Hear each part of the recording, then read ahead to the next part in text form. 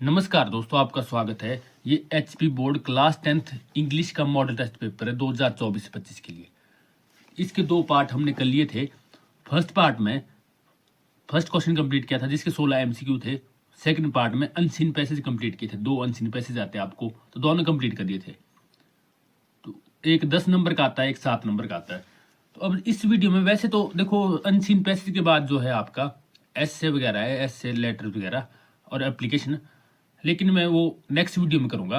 इस वीडियो में मैं पहले आपको जो बुक से एक पैसेज आता है, आपको बुक से जो आपकी बुक है फर्स्ट फ्लाइट, उससे पैसेज भी आता है एक, और एक पोइम का स्टैंजा भी आता है। तो उनको इस वीडियो में कवर करूंगा, ठीक है। तो अच्छी बात आपके लिए ये है कि जो आपको देखो बुक से जो पैसेज आएंगे ना, बुक से देखो लिटरेचर, देखो यहाँ पे लिखा है सेक्शन डी, इसमें जो पैसेज आएंगे इसमें भी आपको ऑप्शन है। ऑप्शन का मतलब है कि 2 पैसेज आएंगे, 2 में से एक करना। देखो ये दिया है, देखो इन्होंने पैसेज, बुक से ही आया हुआ, ठीक है। 2 स्टोरीज अबाउट फ्लाइंग, देखो जो जहाज वाला जो चैप्टर है आपका। अब एक देखो, एक इससे आए marriage gifts are meaningless without the sweet bread, ठीक है। तो ये 2 चैप्टर, मतलब 2 चैप्टर से आए, 2 पैसेज आए, तो इनमें से एक करना है आपको। तो ये आपके लिए अच्छी बात है। वैसे स्टैंड जब देखो आप यहाँ पे 2 देखो आए हुए, 2 पोइम में से इनमें से एक करना है, तो आपको ऑप्शन मिल जाता है एटलीस्ट, ठीक है। तो देखिए स्टार्ट करते हैं। अब मैं दोनों ही करूंगा, देखो पैसेज मैं दोनों सॉल्व करूंगा, आपको तो एक ही करना है। पैसेज दोनों सॉल्व करूंगा और स्टैंड पोइम के स्टैंड में दोनों सॉल्व करूंगा। देखिए तो क्वेश्चन नंबर 7, देखिए यहाँ पे इस पैसेज के क्वेश्चन आंसर देखते हैं। इसको नहीं पढ़ूंगा मैं, देखो मैं क्वेश्चन आंसर ही कराऊंगा, नहीं तो टाइम वेस्ट होगा ज्यादा। देखो इसमें क्वेश्चन फर्स्ट, देखो इसमें क्वेश्चन नंबर 1 बोला गया है, name the chapter these lines have been taken from.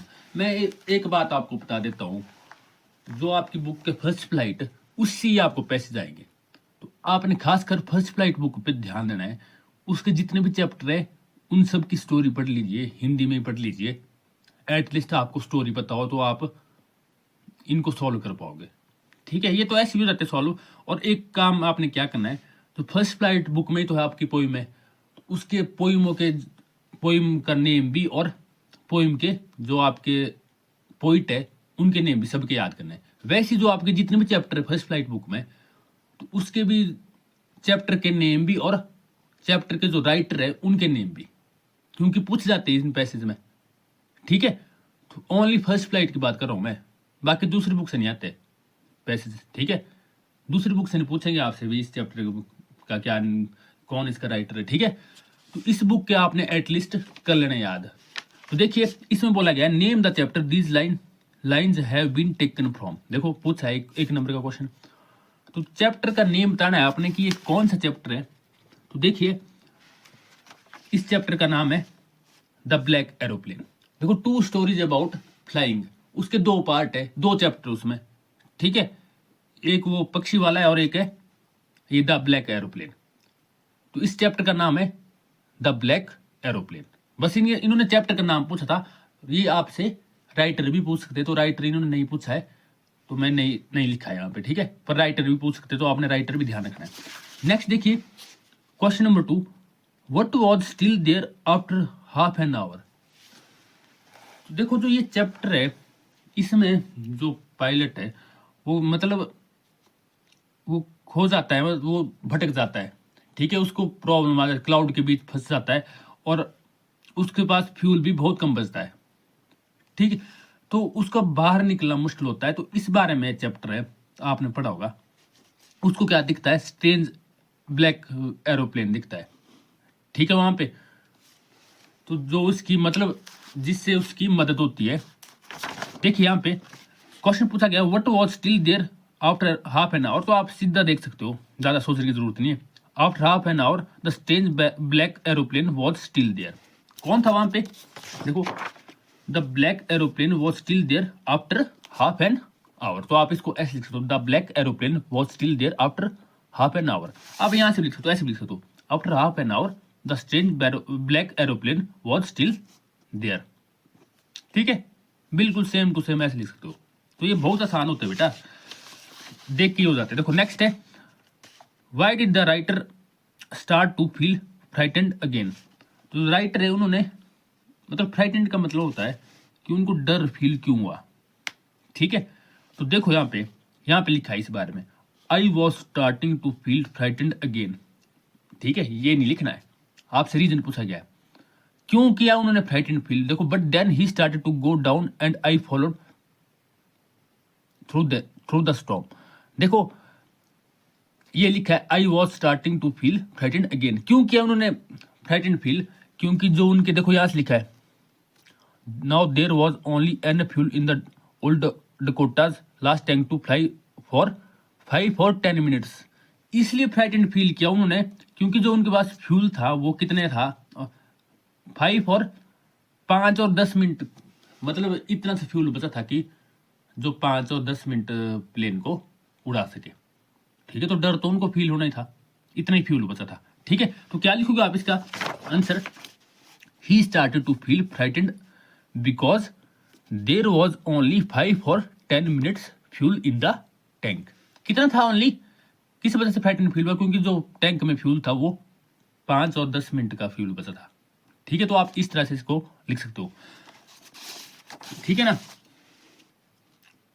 अगर बेटा नहीं आता ना बनाना तो आप सीधा लिख दो, यहां से नाव से यहां तक, मोर तक, बस इतना लिखते हो तो आपके मार्क्स नहीं कटते इसमें।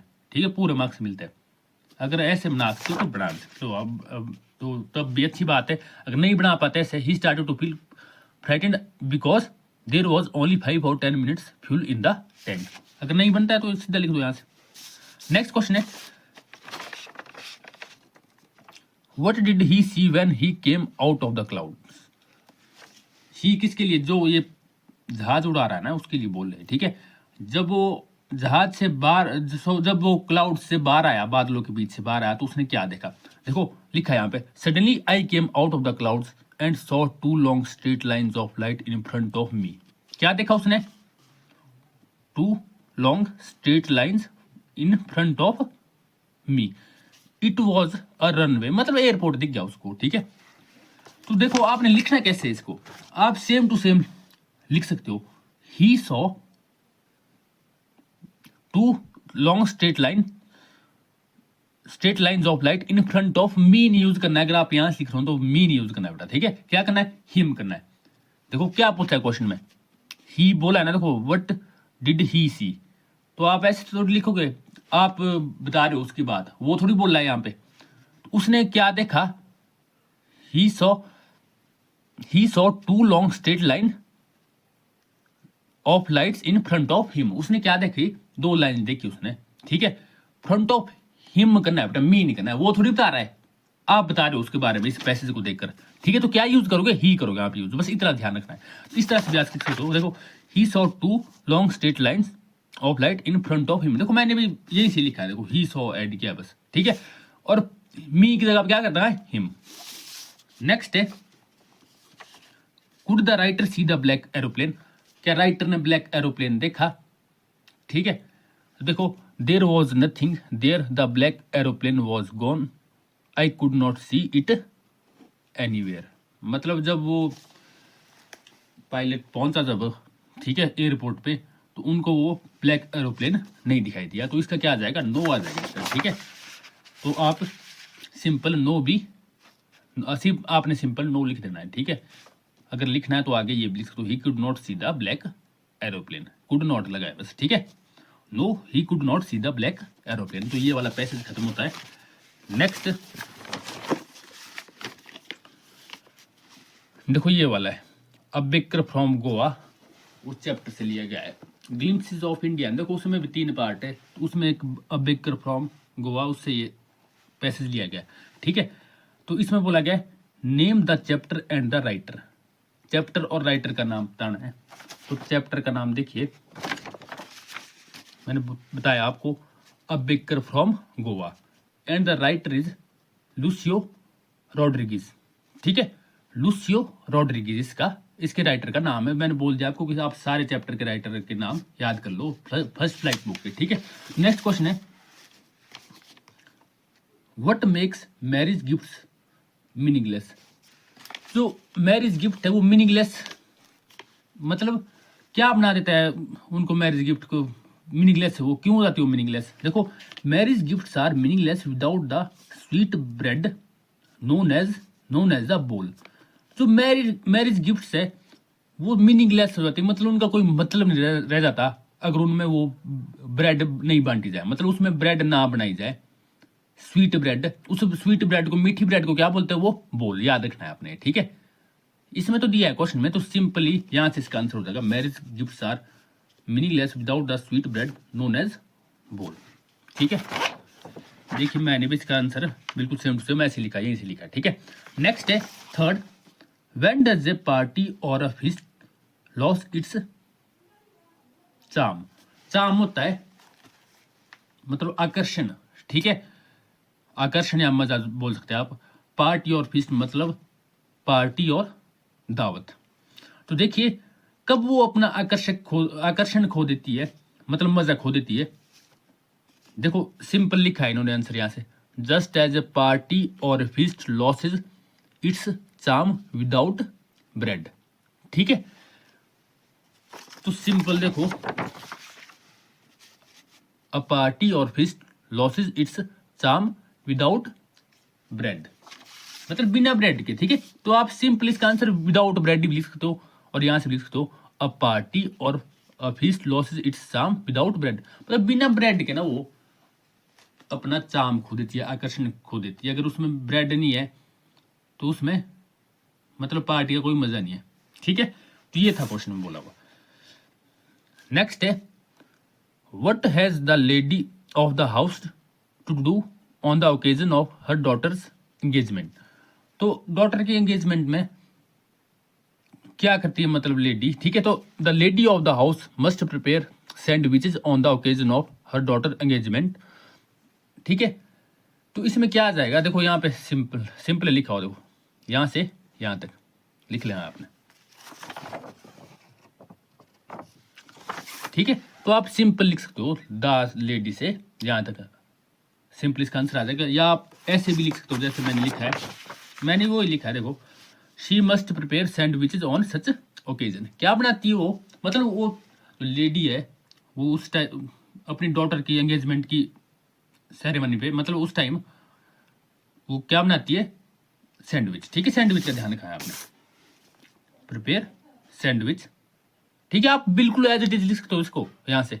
ठीक है, नेक्स्ट है, what is must for Christmas. Christmas के लिए क्या जरूरी है? तो क्रिसमस के लिए जो है, देखो लिखा है यहाँ पे, cakes and bolinhas are must for Christmas. ठीक है, क्या क्या जरूरी है? इन्होंने ये सिंपल पूछा भी क्या क्या जरूरी है, तो केक्स एंड बोलीनहास। आप इनको भी लिख सकते हो, केक्स एंड बोलीनहास, या फिर अगर लिखा है तो cakes and bolinhas are a must for Christmas, इतना इसका लिख दो। ठीक है ना, तो ये थे इसके आंसर। तो बहुत आसान थे, उम्मीद है आपको समझ आए होंगे। तो ये तो हो गया हमारे क्वेश्चन आंसर। अब स्टेंजा देख लेते। देखिए क्वेश्चन नंबर 8, अब इसमें स्टेंजा है। देखो इसमें स्टेंजा सॉल्व करना है आपको पोइम का। तो इसमें 2 स्टेंजा आपको दिए गए। देखो एक ये वाला यहाँ पे और एक यहाँ पे, देखो और मैं, तो इसका मतलब आपको इनमें से एक करना है। तो लेकिन हम दोनों करेंगे। देखिए यहाँ पे इसको पढ़ते हैं, he stalks in his vivid stripes the few steps of his cage on pads of velvet quiet in his quiet rage. तो ये जो पोइम का जो स्टेंजा लिया गया ये है अ टाइगर इन द जू। तो वहां से स्टेंजा लिया गया। तो देखिए इसके question, where is the tiger at present. तो आपको पता है कि टाइगर कहाँ पे? जू में। ठीक है, तो जू की बात की गई है इसमें, तो इसका आंसर क्या हो जाएगा? जू इसका आंसर हो जाएगा। ठीक है, नेक्स्ट है, which word in the stanza में ऑल्सो मीन ग्राफिक और पिक्चरेस्क। ठीक है, तो पिक्चरेस्क और ग्राफिक सेम ही होते हैं। इनका मतलब, इनका मीनिंग ढूंढा हमने स्टेंजा में। तो इसका यहाँ पे विविड का मतलब होता है चमकीला, और स्ट्राइप्स का मतलब होता है धारिया, जैसे जैसे टाइगर में होती है। और यहाँ पे देखो केज, यहाँ पे पिंजरा हो गया, और पैड्स हो गया पंजे, और वेलवेट हो गया मखमल। ठीक है, मुलायम पंजे होते हैं उसके। ठीक है, क्वाइट का मतलब हो गया शांत। ठीक है, और रेज का मतलब होता है गुस्सा। तो विच वर्ड इन द स्टैंजा में ऑल्सो मीन ग्राफिक और पिक्चरेस्क। तो इसका हो जाएगा यहाँ पे विविड इसका आंसर हो जाएगा। ठीक है, तो ये हो जाएगा इसका आंसर, विविड यहाँ से। ठीक है, नेक्स्ट क्वेश्चन है,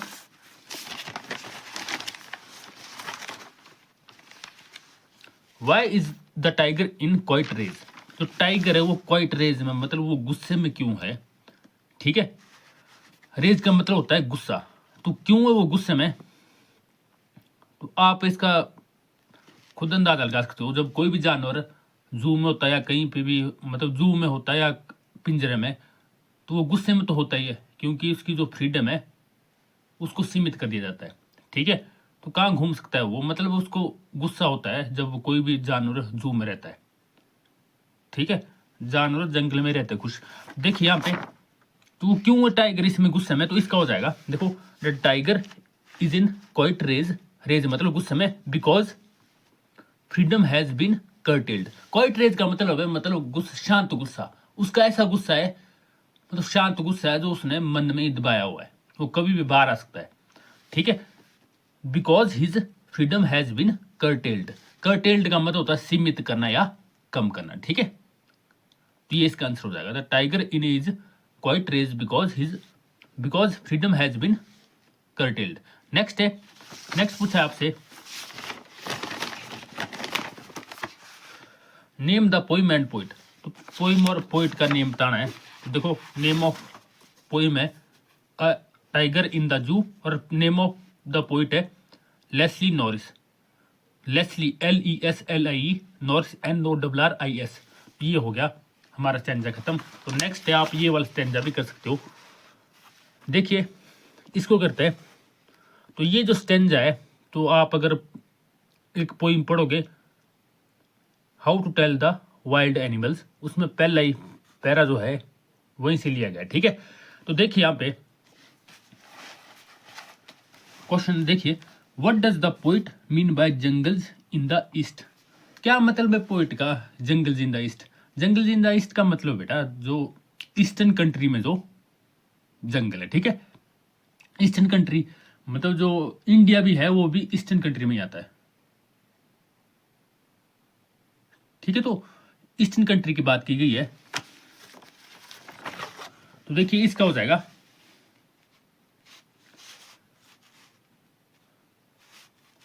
it means forest in Asian country, sorry Asian country हो जाएगा इसका। ठीक है, या ईस्टर्न कंट्री भी इसका हो सकता है।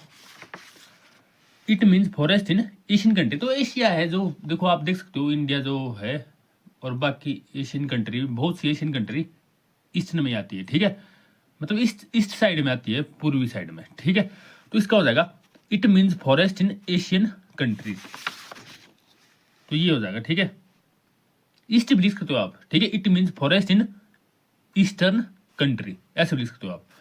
नेक्स्ट है, what are main features of Asian lion. तो एशियन लायन की बात की गई है इसमें, तो एशियन लायन के मेन फीचर क्या, क्या विशेषता है उसकी, तो लिखा है यहाँ पे देखो, लार्ज है, टाउनी बिस्ट। तो ये इसका आंसर कैसे लिखा है आपने, Asian lion is huge in size, brownish in colour and roars.